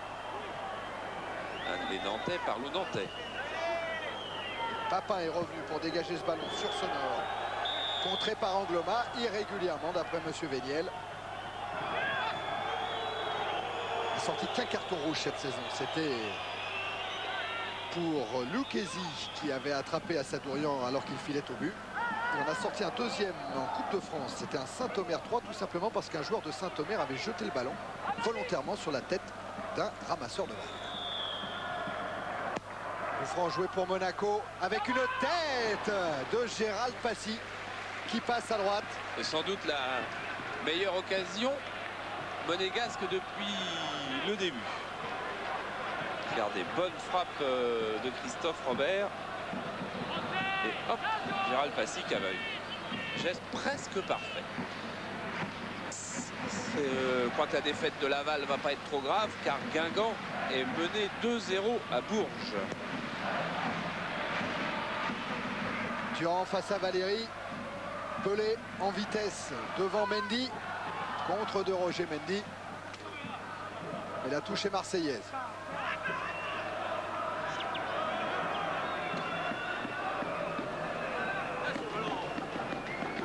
Avec Manuel Amoros.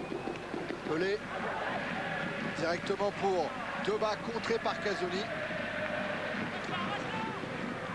Il n'y aura vraiment pas eu beaucoup d'occasions monégasques et ça je crois que la zone, la défense de zone pratiquée par les Marseillais avec Moser, Boli, Casoni et Angloma et Amoros sur le côté aura merveilleusement fonctionné, mais on sait que pour pratiquer cette zone il faut être à 100% et de sa concentration et de ses possibilités physiques, et aujourd'hui les Marseillais l'étaient.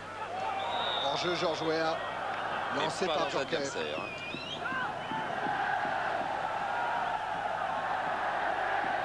Voilà Lilian Thuram avec Michel Franco, le kiné de l'AS Monaco. Ah, sans doute que l'homme qui a le plus de travail dans la principauté en ce moment. 19 minutes encore en seconde période, toujours 2-0 pour l'OM. Et Moser a cherché très loin là-bas. Angloma toujours avec Jean-Pierre Papin. Papin contré par Petit. Ballon récupéré par Passy.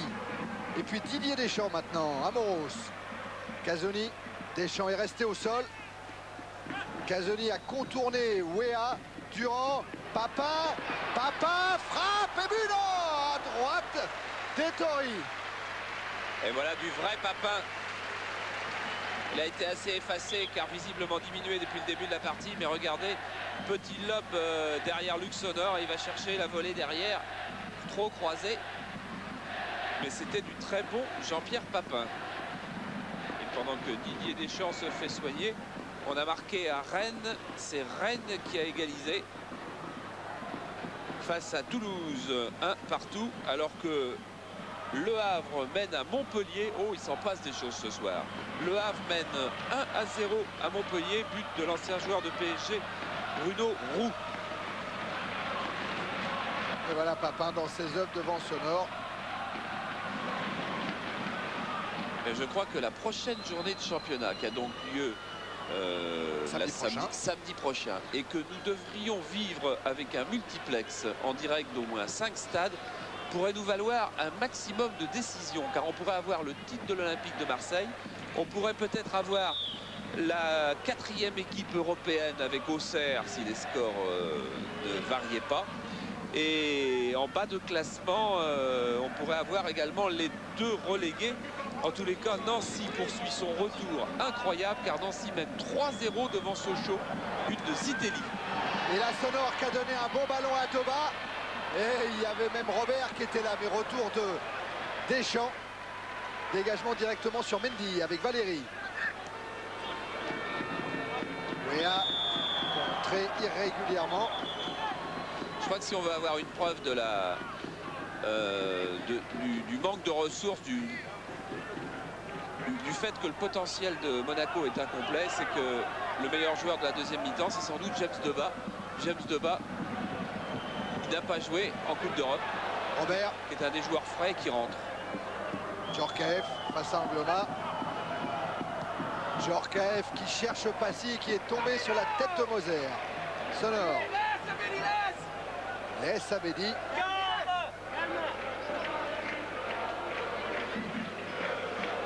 Et c'est Angloma qui va effectuer la remise en jeu.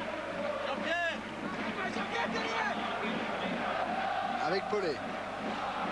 Papin. Angloma.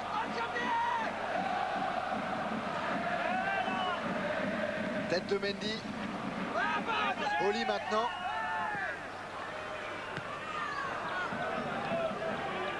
Il n'y a plus beaucoup de rythme, hein. Il n'y a plus beaucoup de jeu. La supériorité de l'Olympique de Marseille qui s'est traduite par les 2 buts de la dernière minute n'est maintenant plus vraiment discuté.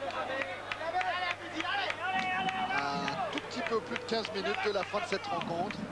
Pour la 3e année consécutive, l'OM est tout près de s'imposer ici au stade Louis II. Avec une relance de Deschamps. Papin est parti devant. Papin, il est servi, mais il est sur le côté gauche. Il préfère le côté droit. Et il se heurte à Valérie et à Petit. Monaco qui était à la poursuite du triplé et de l'impossible triplé va devoir laisser filer un objectif, au moins celui du championnat. Il va falloir qu'il se concentre sur la coupe avec un match difficile à Ajaccio, entraîné par l'ancien Rennais Pierre Garcia. Et puis ensuite, il y aura cette finale du 6 mai. Finale du 6 mai qui va sans doute entraîner une modification de calendrier. Car la dernière journée de championnat qui était prévue le 2 mai devrait vraisemblablement être avancée au 1er mai pour laisser une journée de récupération supplémentaire à Monaco avant son match contre Brême. Et comme tous les matchs de toutes les équipes doivent avoir lieu le même jour, à la même heure, et bien toute la journée devrait être avancée au 1er mai. Et voilà Dim qui avait lancé Wea. Dégagement d'Angloma. Ouais, puis c'est pas fini dans le calendrier, Charles, hein, parce qu'après il y a la demi-finale de Coupe de France. Si Monaco élimine Ajaccio. Bien sûr, bien sûr. Et pour le moment, les Corses font très fort en coupe, que ce soit Bastia ou Ajaccio. Passy. Mendy. Sur Ettori. Petit aveu d'impuissance là de Roger Mendy et de toute l'équipe de Monaco. Moser.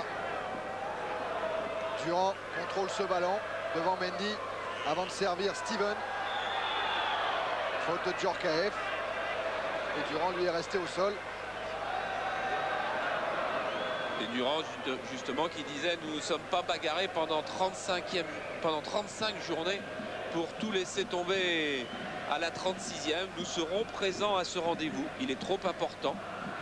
Et Bernard Tapie aussi il le savait, lui qui a passé la journée près de Sofia Antipolis, là où était mis au vert l'équipe marseillaise, et qui a remonté toutes ses troupes. Il faut faire voir qui est le plus fort. C'était le thème qui reste le plus fort, c'était le thème de son discours. Et avec un Bernard Tapie qui craignait beaucoup Jérôme Niaco, la valeur montante de Monaco. Mais vous verriez le genou de Niaco, qui a été lui aussi victime d'un tacle de Fraser, le défenseur de Feyenoord, que vous reverrez demain soir dans l'équipe du dimanche. Vous comprendriez pourquoi Niaco peut à peine marquer. Marcher. Et voilà Roger Mendy qui essaye de se faire voir de Jean-Philippe Durand pour s'excuser de ce coup de genou qui a occasionné cet arrêt de jeu. Et quelqu'un qui ne doit pas avoir le sourire, c'est le président Louis Nicolin, car Le Havre vient de marquer un deuxième but à Montpellier par Bertin. Ce qui fait que Le Havre revient d'ailleurs à 39 points alors que Montpellier est toujours à 40. Ballon pour Amoros, c'est nouvelle intervention de Monsieur Véniel pour une faute sur Passy. Et les envoyés de France Inter signalent d'ailleurs que le public de Montpellier aurait envahi le stade de la Mosson. Il y aurait donc, envahi, c'est peut-être un grand mot, je ne sais pas. En tout cas, il y aurait des incidents là-bas. Djorkaeff signalé hors jeu.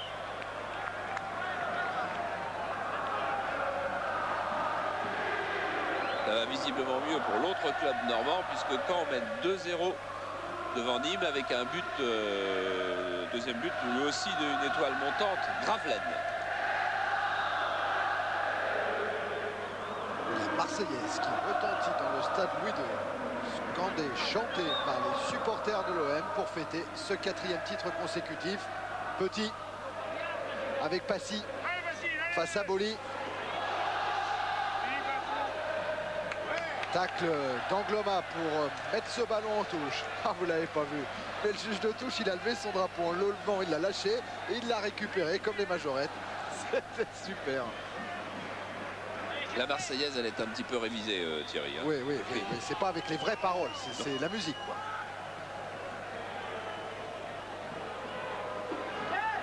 Coup franc pour Monaco. Arsène Wenger avait dit qu'il ne se servirait pas de la demi-finale comme une excuse et du refus des Marseillais de décaler de 24 heures la journée. Casoli, Amoros devant le juge de touche. Il a prévu Monsieur Véniel, il a horreur de ça. Il a dit il ne doit pas toucher au juge de touche, lui ne peut pas se défendre. Il n'y a quand même pas beaucoup de décisions d'un arbitre qui ne soit pas critiqué par Manuel Amoros. Petit pour Dib. Il n'est pas signalé hors jeu, il peut centrer Dib avec une tête de Toba dans les bras de Olmeta.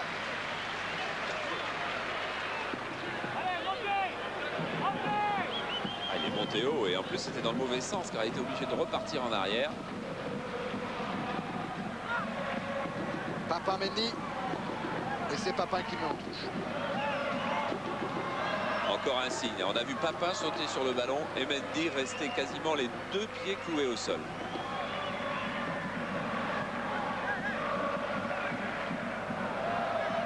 Valérie pour la remise en jeu. Il reste moins de 10 minutes maintenant dans ce sommet.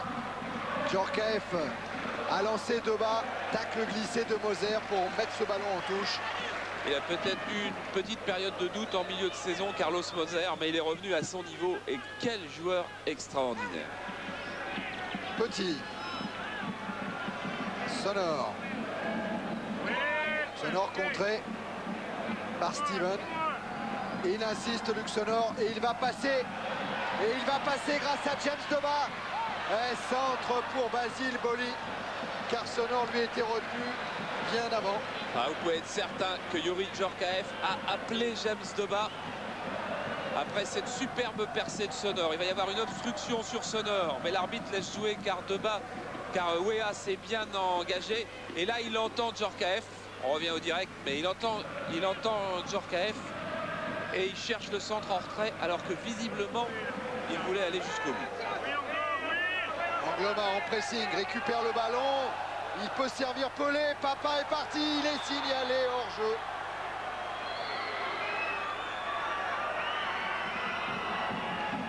Alors, on peut être Papa hors jeu de 3 mètres.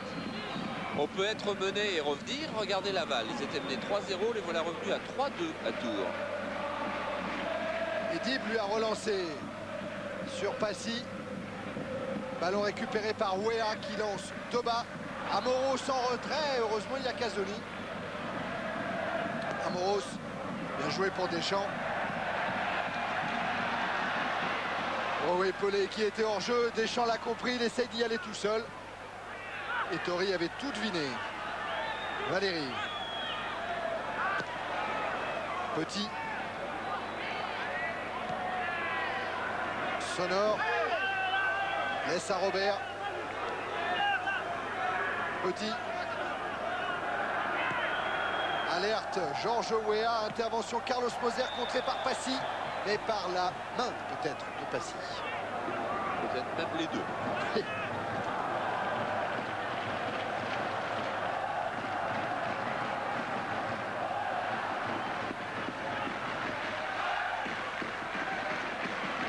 Casoni joue le coup franc avec Steven.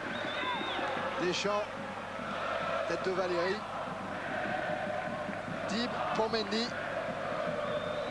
Je repense à ce qu'avait dit Raymond Goethals il y a 15 jours, avant le match de Nancy. Il avait dit le championnat se joue en 2 endroits. À Nancy, où Marseille avait gagné 3-1, et à Monaco. Et il m'avait dit là, le jeu de Marseille, maintenant.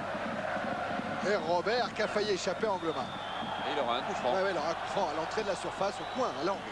Il disait le jeu de Marseille maintenant, eh bien ça doit être uniquement un équilibre entre la concentration défensive extrême, c'est ce qu'on voit depuis le début du match, et un opportunisme offensif, c'est ce qu'on a vu dans les 2 dernières minutes de la première mi-temps. 71 ans, toujours sorcier. Oui, et s'il y a eu peu de rythme finalement dans cette deuxième mi-temps sur le terrain, eh bien du côté des box, avec les entraîneurs, les dirigeants, etc. Il y a toujours beaucoup d'agitation, des common James du côté d'Arsène Wenger qui a passé son temps finalement debout. Et puis du côté de Raymond Goethals, il jaillissait et puis il s'effondrait, il revenait, il faisait beaucoup de gestes. Et il semblait parfois très éteint, très fatigué, sans doute beaucoup de pression tout au long de cette année à Marseille. Et je sollicitais tout à l'heure une interview, je crois qu'il m'a même pas vu. Il était ailleurs, très fatigué, et je crois qu'il pourra savourer ce succès un peu plus tard, et reprendre des forces. Attention Didier. Coup franc tiré par Youri Djorkaeff, contré par le mur marseillais, récupération Marcel Dib. Centre de Dib, Olmeta est au point de chute sans problème. Il a tenté un coup, Georges Weah. Oui, et Olmeta ne doit pas s'énerver, car ce qu'il a tenté, effectivement, c'était un petit coup de tête dans le ballon et pas du tout une agression. Carlos Moser a vu calmer Georges Weah, parce que regardez ce que va faire Weah. Il va essayer de donner un coup de tête dans le ballon, voilà, et il n'y a aucune faute. Pascal Olmeta, à un moment, a l'intention de simuler, puis ensuite, il est en colère. Ouais. Enfin bon, c'était tout petit geste d'énervement pour un match au sommet, pour une finale de championnat. C'est pas dramatique, c'est pas grave. Il y a une bonne intervention de Carlos Moser qui est venu tout de suite entre Weah et Olmeta pour arranger tout ça. Oui, parce qu'un autre arrière marseillais avait fait une intervention qui manquait pour le moins de calme également. Et qui aurait pu envenimer les choses. Voilà, c'est revenu dans l'ordre. Georges Weah qui vient auprès de M. Véniel.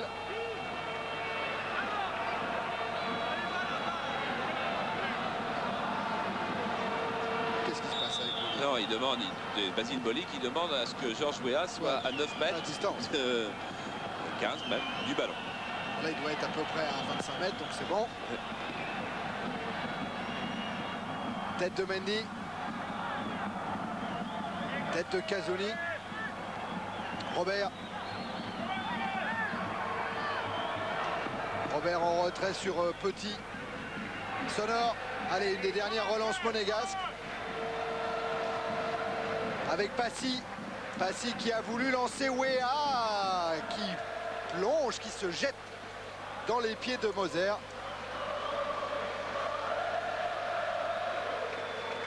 C'était encore une démontée de Luc Sonor qui aura été très bon ce soir. Qui aura essayé de donner des accélérations comme avait demandé Arsène Wenger aussi. Ah, là, il y a Valérie qui s'est un peu jeté. Là, il y a tout. Il y a la tristesse, il y a le chagrin, il y a le désespoir, et puis il y a la fatigue. Ouais, Valérie qui n'a pas énormément joué de matchs en Ligue 1, 14 seulement cette saison.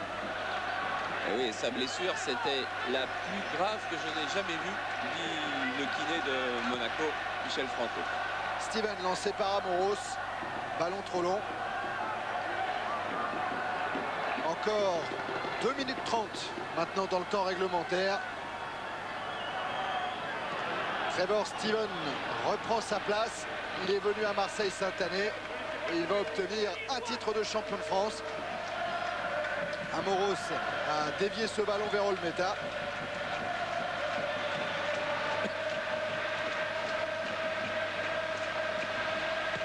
C'est pas encore le sacre, mais ça y ressemble. Ouais. Ça sera sans doute à la prochaine journée où Marseille n'aura besoin que d'un point en recevant Cannes, et encore peut-être pas, car Monaco a un déplacement difficile au Havre. Ouais, Sonor qui a tenté encore une relance. C'était difficile, surtout à quelques secondes maintenant de la fin d'une rencontre. Marseille qui, avec 63 buts marqués, 21 encaissés, possède maintenant une différence de but plus 42, plus 26 seulement pour Monaco aujourd'hui. Effectivement, un point suffit à l'OM. Dib avec Valérie. Talonnade de Djorkaeff pour Doba. Contré par Moser et faute du Brésilien.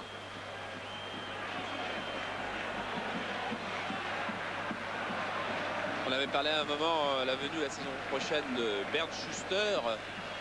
Il ne viendra pas à l'AS Monaco. Il y aura très peu de nouveaux joueurs. Petit. Tête de Moser. Récupération Doba. Doba qui est rentré dans la surface. Et avec une frappe de Djorkaeff manquée, une reprise manquée, ça permet à Durand d'animer un contre pour l'OM avec Pelé qui réclame le ballon. Il n'est pas signalé en jeu, il va aller vers Ettori. Il est poursuivi par Petit, frappe. Ettori dévie, Papin se jette et Pelé va marquer. Troisième but de l'Olympique de Marseille. Encore à 30 secondes de la fin du temps réglementaire, l'OM signe son titre de champion. Oui, par un drôle de but. Un but qui a failli être splendide avec ce déboulé d'Abedi Pelé et puis qui s'est terminé par un drôle de but. Goethals, Tapi, Bernès, Jean Fernandez, tout le monde peut jubiler. Abedi Pelé, c'est lui qui a fait l'action. Il croise son tir. Jean-Luc Ettori repousse la balle. À la lutte, il doit y avoir Dib et Papin. Finalement, Papin qui se relève et la balle qui va rouler devant le but. Pelé est là pour marquer le troisième but de l'Olympique de Marseille. Marseille qui va confirmer son titre de champion au moment même où Valenciennes accède en première division aux dépens de Angers qui jouera donc les barrages. Allons pour Passy avec Robert. Le temps réglementaire est maintenant dépassé. Sonor. Baroud des Monégasques. Angers qui jouera son pré-barrage contre Istres, car Strasbourg finit deuxième de son groupe, derrière Bordeaux. Sonor encore lui, pour Passy. Contré par Casoni, coup franc en faveur de l'AS Monaco. Ah, si Monaco transformait ce coup franc, Monaco perdrait 3-1, ce qui serait exactement le score des deux dernières rencontres. Monaco-Marseille. Istres et Strasbourg-Laval en pré-barrage, Valenciennes et Bordeaux en première division. Et frappe de Marcel Dib, mais M. Beignet va faire rejouer le coup franc, car le mur marseillais n'était pas à distance réglementaire. Et surtout, il n'avait pas sifflé. Oui.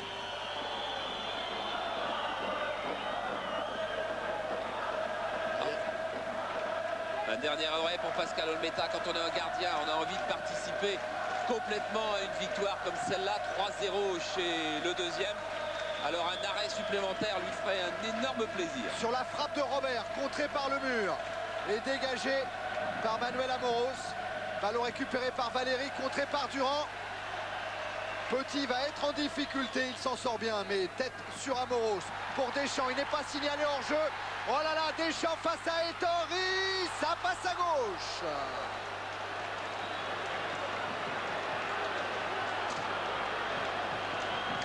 Il va ouvrir son pied. Là, on a vu Cantona marquer un but comme ça à Toulon, superbe. Regardez, la balle n'est pas assez brossée, elle ne revient pas assez vers le poteau. Deschamps reprend sa place alors que Monaco tente encore. Tête de Casoni sur Youri Djorkaeff. En retrait sur Dib pour Giorgio Weah. Weah qui a emmené son ballon devant Anglom. Ah, mais le ballon va être sorti. Ballon sorti. Pas heureux, les Monégasques auraient bien mérité un petit quelque chose quand même, ne serait-ce que pour leur carrière en championnat et leur carrière en Coupe d'Europe. En fait, si les Monégasques ne sont pas champions, bon, c'est parce qu'ils perdent aujourd'hui, c'est sûr, mais c'est aussi parce que de la 10e à la 15e journée, du 21 septembre au 26 octobre, ils n'ont marqué que 2 points en 5 matchs. Défaite contre Caen, contre Metz, contre Toulouse au stade Louis II et nul contre Nîmes et contre Lens. 2 points sur 10 possibles. C'est fini. Coup de sifflet final pour ce match au sommet. Et l'Olympique de Marseille l'emporte 3-0. L'Olympique de Marseille de Jean-Pierre Papin, tout près maintenant d'un 4e titre de champion consécutif. Pascal, quelques petits mots avant d'aller voir vos supporters. Quelques petits mots, mais je crois que c'est fantastique. Je crois qu'on a joué comme il fallait. On a montré qu'on était une bonne équipe. Il y avait beaucoup de piment ce soir. Ça a été vraiment un très très bon match. Et merci à notre public. Une très grande détermination, un bon schéma tactique qui rappelait un peu Milan. Vous vous sentiez un petit peu dans les mêmes conditions? Oui, de toute façon, on s'est préparé, on s'est mis au vert. C'était un peu le match de Milan. Il ne fallait pas oublier que Monaco sont en finale, ils étaient vraiment costauds. Et nous, on était venus pour gagner. Et voilà les belles images de Waddle qui va offrir son maillot aux supporters venus de l'Olympique de Marseille. Un Waddle sur une jambe.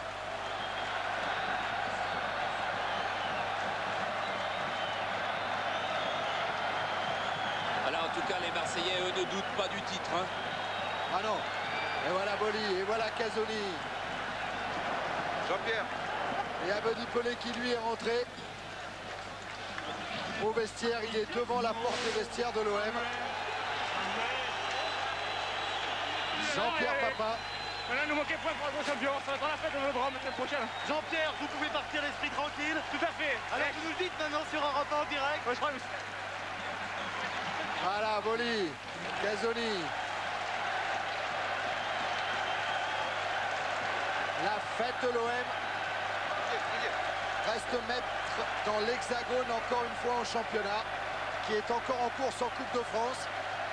C'est drôle, hein, ce sont les deux stoppeurs, Boli et Casoni, tous les deux là, bras dessous, qui font tout le tour du stade, qui vont voir tous les supporters marseillais. S'il en reste un dans le virage gauche, ils iront le voir. S'il y en a un dans le gradin un peu plus l'air en haut, ils vont aller le voir en plus triste, alors lui il a du mal. Didier Deschamps, on ne vous a jamais senti menacer votre formation lors de cette rencontre? Maintenant, je crois qu'on a bien préparé ce match. Puis je crois qu'on marque 2 buts au meilleur moment pour nous, juste avant la mi-temps. Et puis après, il a été plus facile pour nous de gérer, de jouer le contre. On savait que Monaco était très à l'aise lorsqu'ils menaient et qu'ils jouaient le contre. Alors on ne leur a pas donné l'occasion. Et surtout de jouer leur pressing dans lequel ils exercent très bien. Oh, super Basile.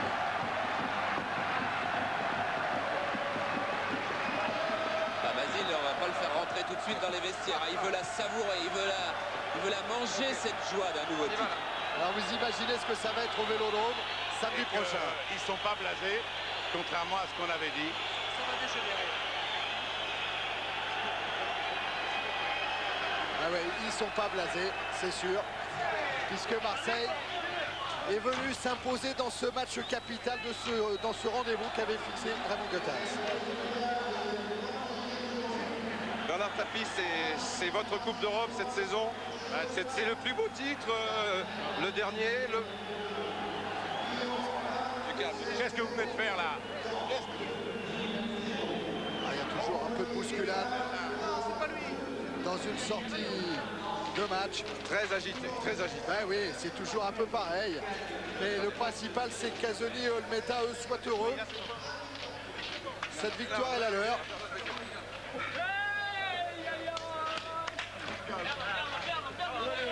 Et les voilà, ces vestiaires. On les avait déjà vus très très joyeux à Nancy. Voilà, puis Raymond Goethals, s'il veut savourer ça avec ses joueurs, avec son staff, c'est bien normal. Alors l'occasion de redire les résultats de cette journée, alors que le match Montpellier-Le Havre, où Le Havre mène 2-1. Basile Boli, alors ce but, c'est un but seulement cette saison, mais enfin l'un des plus importants. Important parce que il arrivait bien, c'était à la dernière minute de la première mi-temps. Et puis je crois que c'est un but qui a réveillé le stade, qui a réveillé les coéquipiers. Et c'est fantastique. Vous vous sentiez menacé évidemment avant cette rencontre, mais vous semblez assez serein à l'image de vos coéquipiers au moment du coup d'envoi sûr de vos forces. Je pense que on a une équipe pour ça, malgré la pression qu'on avait. Je pense que on a des éléments qui savent se concentrer quand il faut. Et c'est ce qu'on a fait ce soir. Et je crois qu'on a joué comme une grande équipe. Et là voilà la grande équipe. Championne de France quasiment. Pour respecter la mathématique pure. Charles? En fait, l'Olympique de Marseille n'aura manqué qu'un rendez-vous. Quel rendez-vous? Le rendez-vous des 5 minutes qui ont suivi le 3e but de l'Olympique de Marseille face au Sparta Prague en match aller de Coupe d'Europe. Souvenez-vous, Marseille menait 3-0 face au Sparta de Prague. Puis 5 minutes d'inattention, 2 pénaltys. 3-2 et puis une élimination au match retour, alors que le Sparta Prague, dans sa poule de Coupe d'Europe des clubs des champions, a fait des miracles et que l'Olympique de Marseille aurait sans doute fait de même. Je vous redonne donc les résultats de la journée. Paris Saint-Germain, Saint-Etienne, 0-0. Paris Saint-Germain est en Coupe d'Europe. Lyon bat Auxerre 1-0. Le Havre mène à Montpellier 2-1, mais le match n'est pas terminé. Caen bat Nîmes 2-0. Lens gagne à Lille 2-1. Cannes bat Nantes 2-0. Rennes et Toulouse 1-1. Toulon-Metz 1-1. Et Nancy bat Sochaux 3-1. Ce qui fait qu'au classement, Marseille est en tête avec 54 points. Deuxième, Monaco à 51, donc à 3 points de retard avec une différence de but inférieure. Marseille n'est pas encore champion de France, mais Marseille sera champion samedi prochain. Ce sera dans un multiplex en direct sur Canal. Troisième, PSG 46. Et la lutte pour la 4e place devient terrible, car 4e, Caen 42 points. 5e, Auxerre 41. 6e, Montpellier 40. 7e, Le Havre 39. Ces 4 équipes peuvent encore finir 4e ou 5e si par hasard il y avait un Marseille-Monaco en finale de la Coupe de France qui pourrait offrir une 5e place qualificative. Ensuite, on est dans les équipes qui ne jouent plus rien. 8e Lens 37, 9e Lille 35, 10e Nantes 35, 11e Saint-Etienne 35, 12e Toulouse 34, 13e Metz 33, 4e Toulon 32, 15e Lyon 31. Tout cela peuvent dormir tranquille. 16e Nîmes 29, 10e Sochaux 28. Sochaux qui va recevoir Caen d'avoir un déplacement difficile. 18e Cannes 27, barragiste pour le moment. 19e Rennes 26 et 20e Nancy 25 qui revient au sprint. Ceux-là se battent pour la défense et la descente. Et Didier Rostand, lui, s'est battu pour avoir Jean-Pierre Papin à son micro. Voilà, pour avoir Jean-Pierre qui quittera donc l'Olympique de Marseille avec un nouveau titre de champion de France. Vous étiez vraiment vous aviez toutes les conditions pour pouvoir disputer cette rencontre qui vous tenait, je suppose, très, très à cœur. Absolument, c'est une rencontre qui me tenait à cœur. Parce que d'abord, j'avais manqué la pénalty la dernière de la victoire. Et puis parce que je voulais partir de l'OM avec un titre de champion de France supplémentaire. Et je crois que mes camarades et moi-même, on a été très contents d'offrir ce titre à notre public. Il y a quelqu'un qui crie non, non, tu restes avec nous. C'est quelque chose qui va vous manquer, qui fait partie quand même de votre vie de footballeur, Marseille. Ça se passe comment? Vous l'avez géré déjà? Je sais, passer 6 ans à Marseille, c'est quelque chose de fabuleux. Je crois qu'il y avait une équipe de copains, il y avait un public fantastique. Et c'est sûr que je laisse beaucoup de regrets en partant d'ici. Mais disons que j'ai encore un peu d'ambition, j'ai encore quelques années à jouer. Alors maintenant, bon, j'essaye de tenter ma chance à l'étranger. Merci. Il n'a pas dit que c'était au Milan AC. Non. Non. Mais bon, hein, Ouais.